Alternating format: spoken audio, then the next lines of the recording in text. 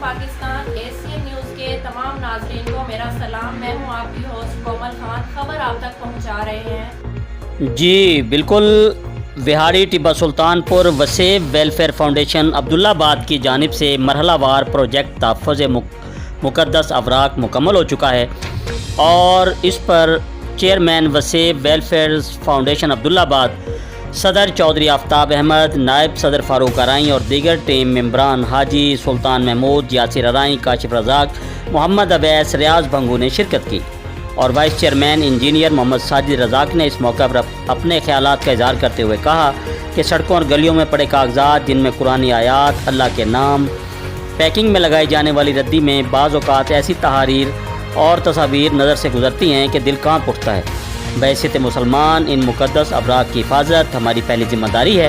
ہم نے اس مقصد کے لیے مخصوص باکسز تیار کروا کر مساجد، مارکیٹس اور ہر گلی کے چوک میں آویزاں کر دی ہیں جن میں عوام الناس مقدس اوراق ڈال سکتے ہیں.